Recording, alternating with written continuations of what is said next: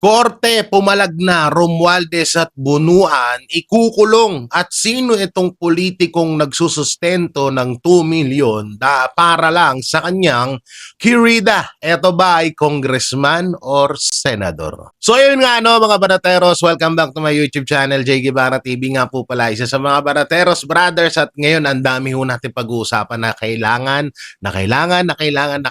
yung i-share etong video na to at paki-like na rin para kumpletos rekados ang inyong ginagawa sa aming YouTube channel.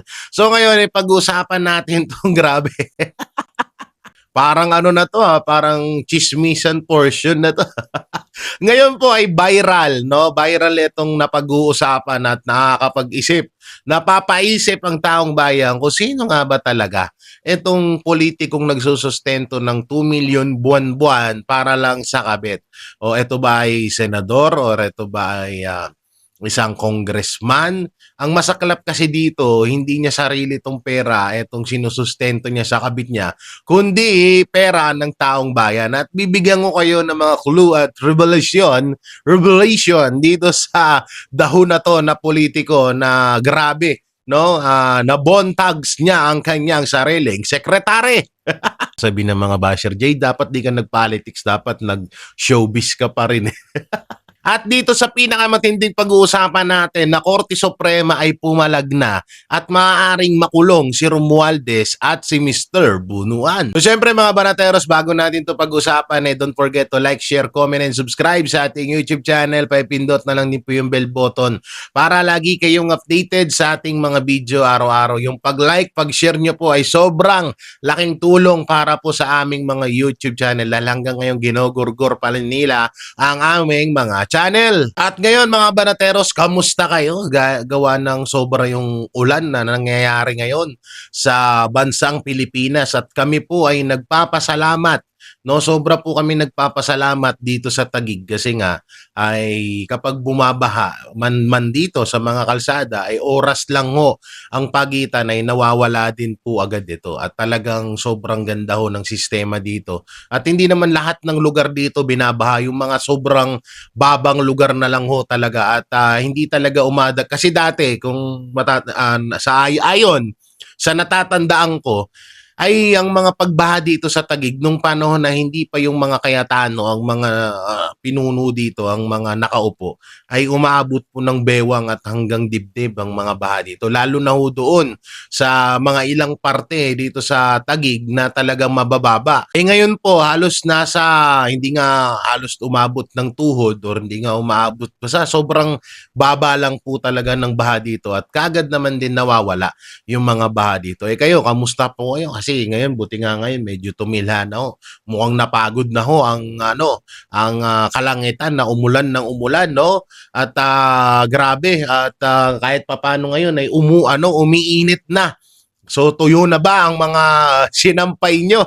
Dito totoo lang po talaga, dati talaga grabe bahain ng Taguig. Pero gawa ng maayos yung pamamalakad ng mga Cayetano dito sa Taguig, sobra pong ganda at yung baha, kung halimbawa kahit naman saan naman din siguro, 'di ba? Kapag sobrang todo ulan talagang tataas ang tubig sa mga kalsada, pero ang kinaganda ho ay bigla-bigla naman po nawawala. Oras lang ang bibilangin at mawawala agad yung mga baha na yun. At ang kinaganda nga kasi dito, ang gaganda ho kasi maayos yung mga flood control dito sa Taguig. Hindi po katulad sa La Union, sa Ilocos Norte, at sa iba pang mga lungsod na talagang may mga ghost project at mga walang winta ang mga flood control project. At speaking of ulan, speaking of flood control project, no? At ngayon po ay nache-checkmate na naman at nangangamote na naman si BBM kung ano ang maidadahilan sa taong bayan dahil grabe ho ang mga nangyayaring pagbaha, lalong-lalo na ho dito sa Luzon. At dahil nga dyan, eto si BBM ay nakaisip na naman ng kaabnormalan, nakatuwiran para Para may masabi na naman siya sa mga tao para na naman na i-brainwash na naman, i-mind condition niya na naman at eto nga yung sinabi niya. Ipinagmalaki po ni BBM, no, ni Pangulong Bongbong Marcos Jr. aka Ngagba na talagang grabe po ang solusyon na ginagawa ng gobyerno dito sa baha na to. Kasi nga daw, noon pag bumaha hanggang bewang, ngayon hanggang tuhod na lang daw. Ayop na tao to. Puta, proud ka pa nun, ha? Nakakatawa dito kasi proud na proud siya. Oo. Kasi hanggang bewang na naman nga naman daw. Hanggang bewang yung ba dati. Ngayon hanggang tuhod na lang. Tangilan, lakas ng tama mo, pre. At dahil nga dyan, grabe, no? Kung mapapanood yung mga banateros, yung tambak, yung basura. Ngayon, may point naman talaga sila doon na ang mga basura na yon ay kagagawan din ng iba pa nating mga kababayan, no? Kagagawan ng iba nating mga kababayan. So hindi talaga din dapat natin 100% na isisi sa gobyerno yung pagdami ng mga basura doon. Di ba nakita niyo yon, mga banateros, yung picture ni Torre? Oo, na kung saan ay nag-selfie siya doon sa karagatan na punong-puno ng basura, samantalang basura din naman siya. Anak ng teteng, yung mga magkakamag-anak talagang minsan nagkakaroon ng reunion, no? Tingnan niyo dun sa picture ni Torre, no? Talagang nakita niyo yung mga kamag-anak niya, mga basura, eh. So sobrang tawang-tawa nga ako dito at pinagkakaguluhan na naman po ng mga netizen at kung ano-ano na naman ang naibabatong salita laban dito kay BBM, dahil nga pinagmalaki yung noon daw ay hanggang bewang na baha at ngayon daw ay hanggang tuhod na lang. Ganun daw ka-perpekto, ka-epektibo ang kanyang pamamalakad sa gobyerno. Oo, kasi yung baha na hanggang bewang, hanggang tuhod na lang. Galing! Palakpakan nyo naman si BBM. Ang sakit pa ng braso ko, wag pala muna. Iba din talaga tama nitong taong to, no? Basta may ipagmalaki lang. Putik na yan. Ang hiling ng taong bayan, mawala ang baha sa Pilipinas. Tayo na. Partida, napaka-konti pa lang nung ulan na yon. Sa totoo lang, napaka-konti pa ho nun. Nung mga ulan-ulan na yan, pabugso-bugso lang, pahinto-hinto. What if na lang kung ano? What if na lang na tawag dito na talagang bumuhos ang matinding ulan. So hanggang aabutin. Hanggang saan ang aabutin doon sa baha na yon? Tapos ipagmamalaki mo na na dati hanggang bewang, ngayon hanggang tuhod na lang. Ulul, ginawa mo namang kasing tangan nyo kami. Ginagawa nyo ata kaming tanga eh. Hindi kami pinanganak kahapon, Tigil-tigilan mo kami ngagba. Basta may ano lang talaga no? Hindi mo alam kung matutuwa ka, manggigigil ka sa hayop na to. Puta na.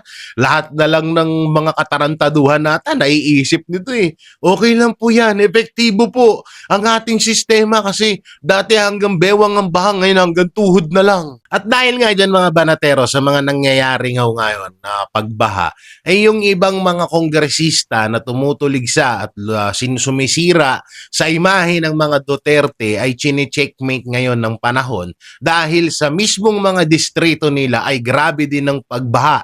Kagaya na lang po sa nangyayari sa La Union kay Representative Congressman Paulo Ortegui. Hindi sa totoo lang, alam mo, Sister Ortegui, pabor yan sa'yo. Pabor yan sa yung pagbaha dyan sa lugar nyo kasi makakapag-serena ka na.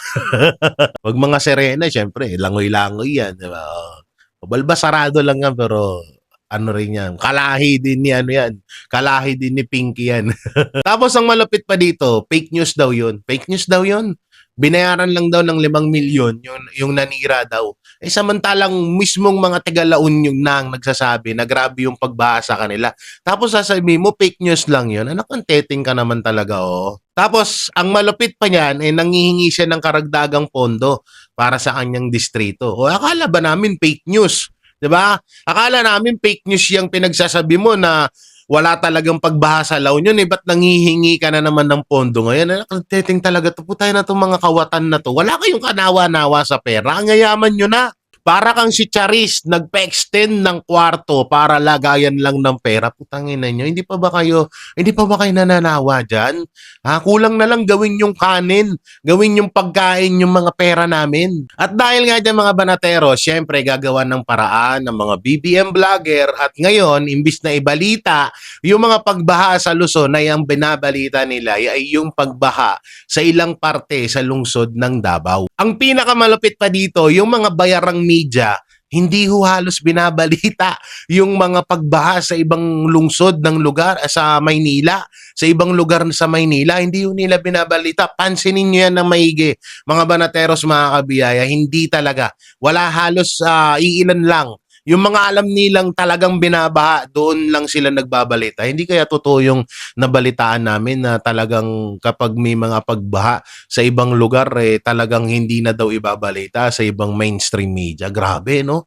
Talagang alam nyo, kayo, yung mga pinuno, yung mga bossing, yung mga tumatanggap ng pera diyan sa mainstream media, sa ibang mga mainstream media, putay na nyo, karma nyo bandang huli, totoo lang. Oo, sa totoo lang, isa kayo sa mga talagang malilintikan sa mga karma na parating sa inyo. Kasi putay na, pati kayo nakinabang kayo sa pera namin. Hindi ba obvious naman mga banateros, kadalasan binabalita nila against lang kay BP Sara. Tapos goods naman sa side ni Marcos Jr. Pagdating sa mga ganito, sa baha, kasi nga nache-checkmate ang palasyo. Laging natitimbog ang kasinungalingan ng palasyo. Kaya ngayon, pati yung pagbaha ay sa mga ibang parte ng Maynila at Pilipinas, hindi nila ibinabalita. Pero kapag Davao, pag narinig nila Davao, puta na, balita agad. Kahit sa halimbawa sa Davao Oriental or Davao, kung saan mang parte sa Davao, basta Davao, ibabalita nila yun kahit hindi mismo sa Davao City. Puta na, nakakatanga ngayon, no? Kawawa yung mga kabataan. Biruin mo, ultimong mapa, ultimong lugar, binabaluktot nila para lang maisisi sa mga Duterte. Nagkabaha sa Davao Oriental, isinisisi sa Davao City. Kasi mga Duterte daw namumuno sa buong Davao.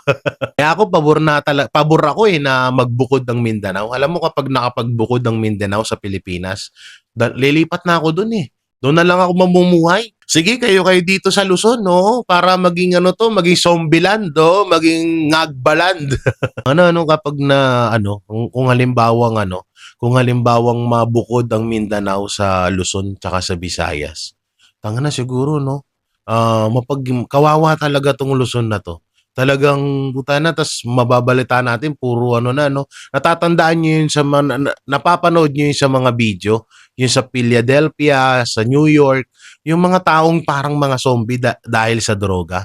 Baka kung hindi natin masolusyonan etong pamamalakad ng adik na presidente natin, baka bandang huli sa mga susunod na taon, ganun na rin ang bansang Pilipinas. Ang masaklap pa dito, no, na ganun na nga, na baka nga dumating tayo sa punto na maging zombieland na lang etong bansang Pilipinas, biruin mo pati ba naman yung mga nababahaan, ninanakawan? Ganun katindi ngayon, mga banateros, no? Na yung mga naghahakot ng mga gamit sa kanilang bahay dahil inaabot nga ng baha, tumataas yung tubig sa loob ng bahay nila. Putay na itong mga kawatan. Itong mga kawatan na mga adik, no, sinasamantala yung mga pagkakataon at ninanakawan pa yung mga bahay na nababahaan. Grabe talaga. At dahil nga din po sa mga pagbaha dito sa ibang lungsod ng Maynila, halos naman lahat siguro sa Maynila, di ba?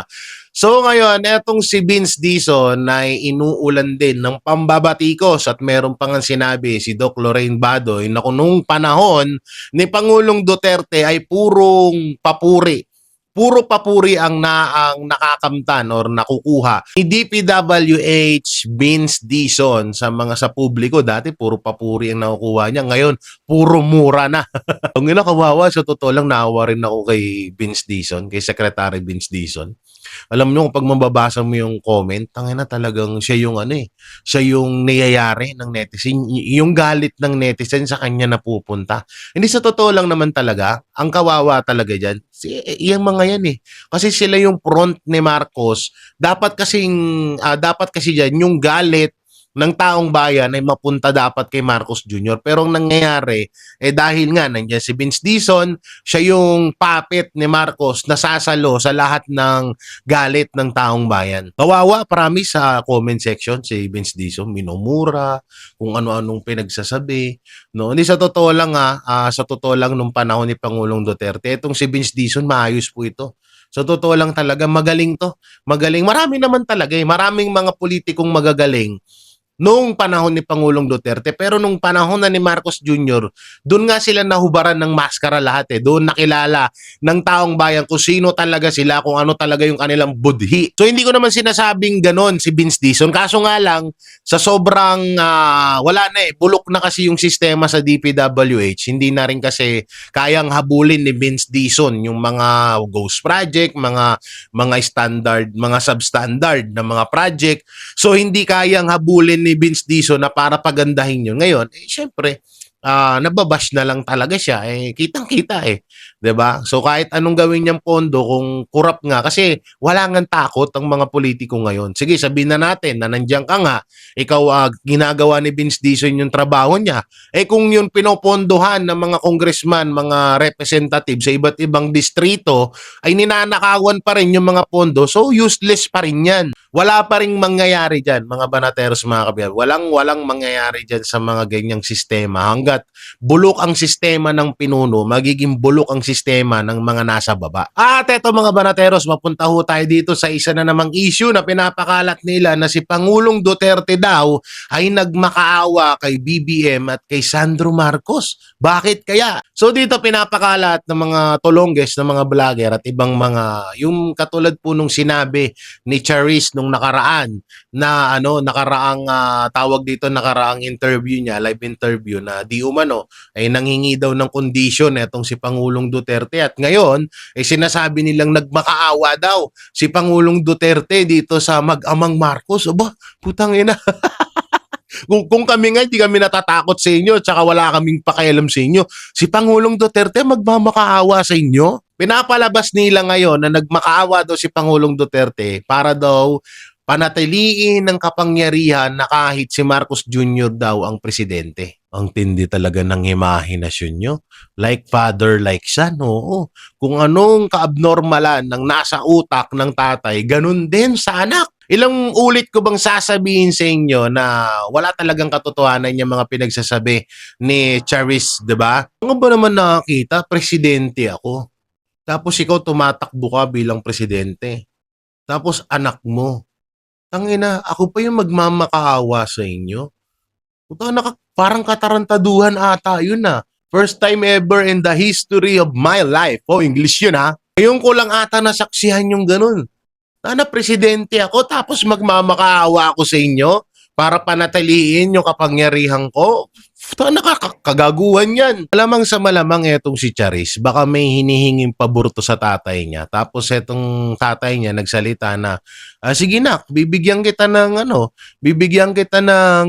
tawag dito, ng hinihiling mo. Basta gawan mo naman ng issue. Ang mga Duterte, masyado ka na rin tahimik anak Parang may pang party-party ka na naman, di ba? Gawan mo ng issue ang mga Duterte para pag-usapan ka, para hindi tayo mahalata sa gagawin nating pagnanakaw. Katulad na lang sa 7.2 trillion na pondo ng 2027 national budget. At dahil nga dyan, may pangako si Pangulong Bongbong Marcos. Yang 2027 national budget na nagkakahalaga ng 7.2 trillion ay pinangako ni Bongbong Marcos na lahat daw ni pisong duling ay mapupunta sa bulsa ng taong bayan.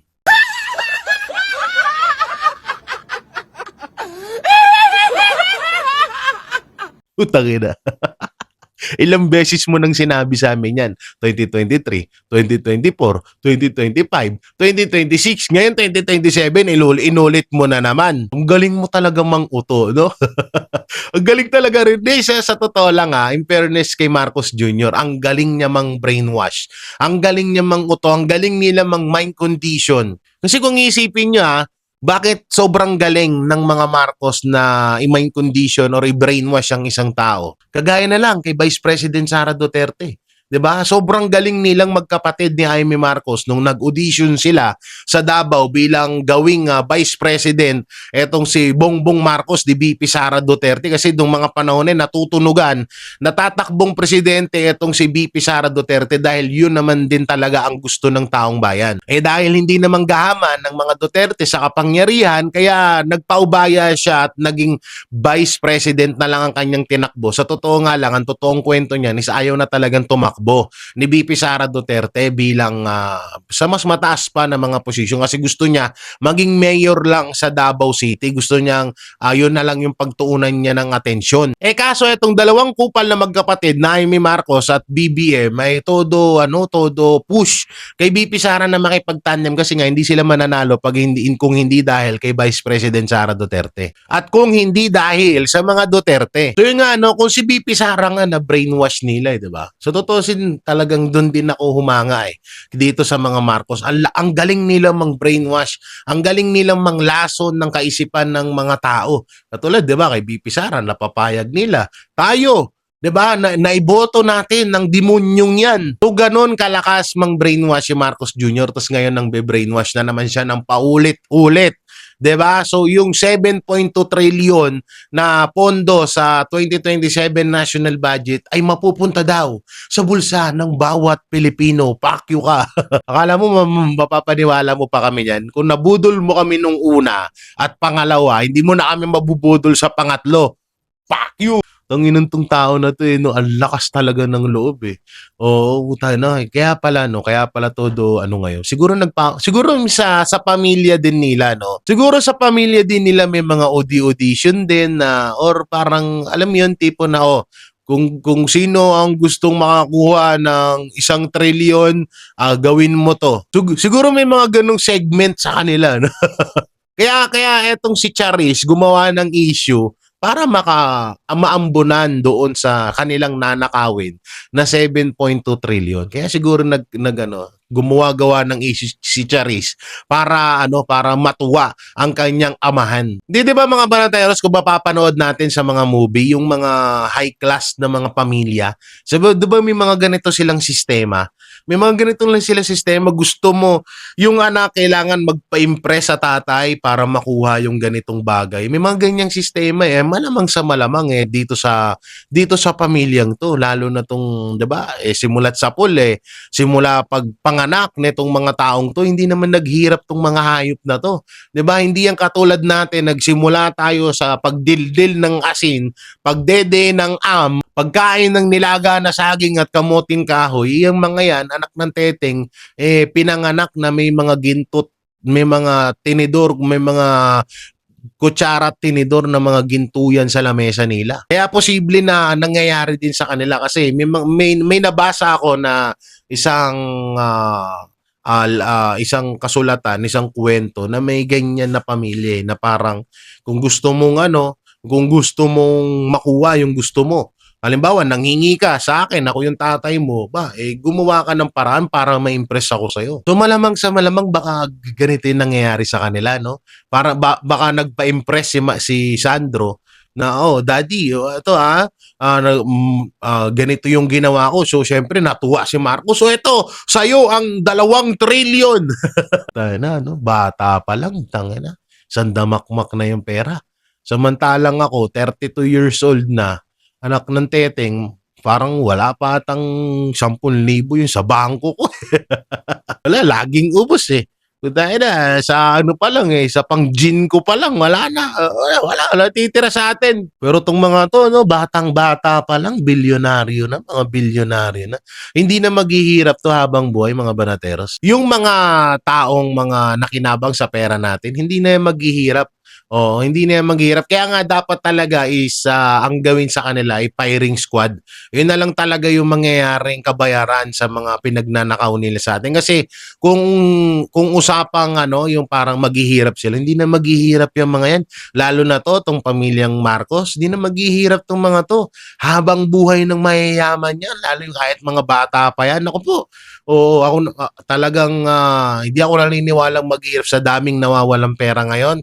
Paglaki laki ng utang ng Pilipinas, yung 2020, simula 2023 hanggang 2027, national budget, lahat yun hinahanap natin. Hanggang ngayon, wala silang maipakita. Naku po, nasa mga bahay-bahay or mga account na nila yan. May mga nababalitaan pa nga tayo na umuupa sila ng tao para magpagawa ng account, bank account, at doon nila inilalagay yung mga perang ninanakaw nila. Ganun katindi. So mapunta naman tayo dito mga banateros, isa sa mga Tulfo brothers, walang iba kundi yung kanilang kuya na kung kailang tumanda at saka naging isip bata. Walang iba kundi si Mon Tulfo. Ang sabi niya kay BP Sara ay harap-harapan na daw tayong niloloko pero hindi pa rin daw natin alam. Harap-harapan na kaming niloloko tapos hindi naming alam. Paano nangyari yun? Oy, Montulfo, paano nangyari yun? Harap-harapan kami niloloko ni BP Sara pero hindi namin alam. Tapos ikaw alam mo. Ano ka Teting? Grabe yung utak mo ha, mala Professor X ka niyan. Ang tindi mo naman, Montulfo. Kung kami hindi namin alam na niloloko kami ni BP Sara tapos ikaw alam mo na niloloko niya kami. Grabe utak mo, kakaiba. Alien ka ba? Putay na itong mga Tulfo na to. Ay, naku po. Talaga. Sir Ben, Tulfo, shoutout sa'yo. Huwag kang gumaya dito sa mga kapatid mo. Putay na, nahahawa na sa utak ni Marcos Jr. Tangilang yan. Guruin mo yun, sasabihin niya na harap-harapan na kayong niloloko ni BP Sara. Pero hindi nyo alam. Tapos siya alam niya. Itang inalalakas ng tama nitong mga to. Anak ng teteng. Ano bang merong utak ka na para kami, hindi namin malaman na niloloko kami ni BP Sara, tapos ikaw nalalaman mo? Anong ano? Di ba sobrang weird? Paano mo nalaman yun? Tapos kami hindi namin alam. Putangina mo. Ano ba to? Shoutout po sa mga senior citizen, tatanungin ko po kayo dyan. Kayo po ba kapag tumatanda na may mga ganitong sistema na nangyayari ho sa inyo? Kasi para maging prepare at maging aware din po kaming mga kabataan para pagdating ng katandaan namin, magbigti na lang ako kung ganito lang din naman ang kakahinatnan ko kagaya kay Montulfo, di ba? Sa totoo lang, mga senior citizen, comment nyo nga po dyan sa mga nanonood dito sa video na to. At kung ilang taon na po ba kayo? Kasi itong si Montulfo medyo may katandaan na rin po talaga at hindi ko naman po nilalait yun. Darating din naman ako sa panahon na yan. Pero parang, alam mo yun, parang ano to, nag-uulyanin na ba? Kasi biruin mo siya daw alam niyang niloloko tayo ni BP Sara, pero tayo hindi natin alam. Paano nangyari yun? Katarantaduhan nito ni Montulfo talaga. Ewan ko na lang. Ganyan ka ba kapag naaambunan ka ng pera? Hindi, sa bagay, di ba? Sabi ni saan ko ba narinig yung kay Greco Bellica ba yun? Na kapag may nagawa kang issue sa mga Duterte, laban sa mga Duterte, ay may additional talent ka at bibigyan ka kaagad. Parang may ganung palaro daw sila eh. Parang may mga ganyang palaro daw lalong-lalo na daw sa Congress na kapag madiin ang banat mo sa mga Duterte, additional 5 million to 10 million daw yun. Tapos tumataginting pa na tig to 20 million ata or 15 million sa kada hearing doon sa mga congressman, di ba, na tumutulig sa at dumidiin sa mga Duterte. So siguro dito kala Montulfo, kasi alam naman din natin, sabi ng 18 Marine, di umano ay binibigyan ka rin nila ng pera, tumatanggap ka rin ng pera na galing kay Saldico. At syempre pera namin yun, hindi pera talaga ni Saldico yun. So siguro ganun no, kasi kung iisipin nyo mga banateros, bigla silang nagsasalita ng ganito eh. Yung tipong wala naman silang basihan, hindi naman sila binabanatan, hindi naman sila pinapakailaman ni BP Sara, pero may nasasabi silang ganito. Kaya mapapaisip ka na, baka totoo nga na may mga ganitong palaro dito na kapag madiin at malupit ang sinabi mo against to BP Sara Duterte, additional talent ka. Kaya ang sarap talaga ng lumipad eh. Wala, hindi ako chinachat ni paring Romualdez. Sabi ko, PM is Daki. Tumawad na nga ako, sabi ko 3 million na lang, okay na sa akin. 'Di ba? 3 months ko siyang hindi babanatan, mananahimik ako. Maranasan ko man lang maging milyonaryo sa loob ng 3 months, 'di ba? Wala, hindi ako chinachat suplado eh. Tanginan to si Montulfo puta kung kailan tumanda tsaka naging kupal no. Hindi, sa totoo lang, sa mga nakaabot nung mga panahon ng kabataan, etong si Montulfo, kupal ba talaga to dati? Comment nyo nga dyan. At dito naman tayo mga banatero sa issue ni Martin Romualdez at Bunuan. Eto nga yung Korte Suprema ay pumalag sa kanila dahil hindi daw pwedeng gawing state witness si Manuel Bunuan. Eto good news to mga banateros. Maganda tong balitang ito dahil nga alam nyo kasi napaka-weird din kasi napaka alam mo yun sobrang pangit sa imahe ng mga ganitong tao na isa ka sa mga naging kawatan sa pondo ng taong bayan tapos ikaw pa yung magiging state witness. Kalukuhan talaga, di ba? So ngayon, ito nga ang mangyayari dyan. Baka bandang hulit nga talaga. Baka ilaglag nila si Manuel or baka ilaglag sila ni Manuel Bunuan kasi nga hindi pinayagan ng Korte Suprema na maging state witness etong si Bunuan. Malupit to. Kung ako sa'yo, Bunuan, ilaglag mo na yan sila.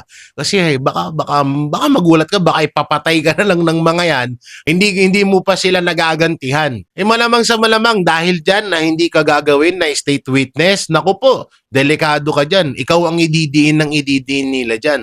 Papahirapan ka nila dyan. Kaya kung ako sa'yo, hanggat nabubuhay ka pa ngayon, ilaglag mo na yung mga dapat mong ilaglag. Kasi kapag pinabuelo mo yan sila, yari ka. Tingnan mo si Saldico, mautak. Nung nakalabas ng ibang bansa at saka lang nagkukuda, dapat ganyan na rin ang ginawa mo. Dapat hindi ka nagpaka-kampante, gagawin naman ako state witness Hindi naman ako makukulong, hindi naman ako mayayari at didepensahan ko lang naman sila. Ngayon na nagpumalag ang Korte Suprema sa inyo, hindi ka gagawin state witness. So paano na yan? Diba? Naku, talagang yari ka dyan. Oo, alam nila kasi na pwede mong gawin na baliktarin mo sila. At pwede rin naman na ikaw ang babaliktarin nila. Kaya kung ako sa'yo, ilaglag mo na kung sino yung mga dapat mong ilaglag. Kasi kapag naunahan ka nila, kawawa kang inayupa ka. Baka magulat na naman tayo mga banateros na etong si Bunuan ay tumalon na naman sa mataas na lugar. Kagaya nung kay Cabral, di ba? Baka magulat na naman tayo noon. No, papalabasin. Dalawa lang patutunguhan nito. Ididiin nila si Bunuan hanggang sa makulong para hindi makapagsalita tapos papalabasin na naman nila. Halimbawa, kapag nagsalita si Bunuan against kay Martin or kay BBM, sasabihin na naman nila, hindi, naghahanap lang ng damay yan si Bunuan. Tapos ang malupit pa niyan, baka itong pangalawa, ang plano nila malakabral na naman na nagpakamatay na naman si Bunuan. Baka yan na naman ang lumabas dyan, no? Tangina, grabe to. Kaya ako sa'yo, ngayon na hindi ka pinayagan ng Korte Suprema na mag-state witness, naku po, unahan mo na. Kung ako sa'yo, Bunuan, kung mapapanood mo tong video ko na to, unahan mo na. Kasi kapag ikaw ang naunahan ng mga yan, yari ka dyan. Hindi ka bubuhayin ng mga yan. Alam mo naman kung gaano ka-demonyo yung mga hinayupak na yan Nagpakatiwala. Sa totoo lang yung mga politiko na kumakampi sa dalawang magpinsan na yan, puta ginagawa lang kayong puppet ng mga yan. Di sa totoo lang. Kayo ang pang-front nila, pang-salo nila. Tignan mo, ginagawa kay Claire Castro, ginagawa sa mga congressman, ginagawa kay Vince Dizon. Diba? Sila ang sumasalo lahat. Samantalang yung magpinsan, wala. Happy life. 'Di ba? Punta rito, punta doon, gastos dito, gastos diyan. 'Di ba? Humihiga sa pera natin. So to, ginagawa kayo ng mga puppet ng mga yan. Kaya hindi malabong hindi mangyari kay Manuel Bunuan yan. Ngayon na alam nila na hindi kanila mapapakinabangan at may posibilidad na pwede kang bumaliktad, baliktarin mo sila. Naku po. Tapos bukas mababalitaan natin, no? Manuel Bunuan, tumalon sa building. Wala Cabral ba? Hindi malabong hindi mangyari yung mga barateros. Nako, yung mga ganyang galawan ng mga hayop na yan. Nako, yung imposible kaya nilang posible, yung posible kaya nilang gawing imposible. Wala nang posible diyan, wala nang imposible diyan sa mga yan. Alam mo naman mga utak ng mga yan Yung tatay niya nga daw nakakausap niya gabi-gabi daw. 'Di ba? So doon pa lang alam mo nang baliw Alam mo nang may mga sapak sa utak Kaya hindi malabong yung mga naiisip natin na gawin nila, lalong-lalo na diyan kay Bunuan. Delikado ka, Bunuan, ako na nagsasabi sa iyo. Kaya kung ako man sa iyo, unahan mo na bago baka unahan ka pa nila. At ngayon, mapunta naman nga tayo doon sa mismong main topic natin na walang iba kundi sino ba itong politikong nagsusustento ng 2 million para lang sa kanyang kirida. Alam nyo, hindi ko naman talaga dapat pag-uusapan to kasi nga pang chismisan. Pero ang nakakabuisit kasi dito, yung 2 million buwan-buwan na ibinabayad niya sa kanyang kabit, putay na pera kasi natin yun. Bakit ko nasabing pera natin yun? Isa rin siya sa mga involved sa mali-malitang pera. At isa rin siya sa may tuturing na milyon-milyon ang mga nanakaw niya sa pondo ng taong bayan. Kaya may posibilidad na itong kabit niya na to na pinupondohan niya ng 2 million buwan-buwan ay may posibilidad na pera natin yan at hindi niya pera yan. Ito clue ha, ito clue. Ha? May isang interview na ina-interview itong politikong ito. At sinabi niya doon na hindi niya daw magagawang magloko dahil mahal niya ang kanyang mga anak, mahal niya ang kanyang asawa. At ang malupit dito, etong babae, buntis na to kasi nga sekretary niya to dati. Di sa mga ganito mga banateros kasi baka sabihin dyan bakit si Digong may anak sa labas? Yun nga, may asawa, may tawag dito, may ibang asawa. Katulad na lang ni Ma'am Hanilet. At least yun legal. 'Di ba? At least yun alam ng taong bayan. 'Di ba? Hindi katulad nito na anak ng teteng na puro pa babae mga anak mo tapos mangangabit ka. Tsaka hindi na rin naman to bago. Noon pa man hindi na to totaling big deal sa mga politiko tong pangangabit, pagiging kabit, 'di ba? So hindi na hindi na big deal. Talaga halos ng mga politiko ay ginagawa to. Ang masaklap lang ngayon yung imbis na pera na napapakinabangan natin at dapat ay sa atin ay napupunta sa mga kabit nila. Ganun kalupit itong hinayupak na to. So ang tanong, ito ba ay congressman o ito ba ay senador? Yan ang katanungan ng mga netizen ngayon. So i-reveal na ba natin? Ha? I-reveal naman natin. So, syempre, hindi. Tanga tanga? Hindi kinasuhan ako yan. Oo, syempre, mahirap na. Pag sinabi mong, ito yung pangalan niyan, si ganito yan, may kapangyarihan yan, Diba? Hindi kinasuhan tayo niyan. Mahirap yung ganun. So yung mga banateros, mga kabiyayan, nung makukomento nyo po sa mga napag-usapan natin, comment nyo lang po dyan sa baba. At syempre, don't forget to like, share, comment, and subscribe sa ating YouTube channel. Paipindot na lang din po yung bell button para lagi kayong updated sa ating mga video araw-araw. At syempre, mega live shoutout sa lahat ng OFW, hero abroad, saan man panig ng mundo. Ingat po kayo palagi dyan sa ating mga mahal na senior citizen at sa lahat ng patuloy na sumusuporta sa Banateros Brothers, especially to Banat by SMNI, kay Pastor, sa pamilyang Duterte. At syempre, sa akin na rin, So, yung pag-like, pag-share ay napakalaking bagay po para sa aming mga YouTube channel. So, yun.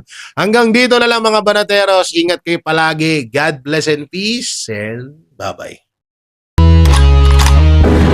Yan ang banateros, walang inuurungan. Pag tama palakpakan, pag mali ay babanatan. Yan ang banateros, boses ng ordinaryong Pilipino. Banateros ay walang makakaawan, walang inuurungan. Banateros.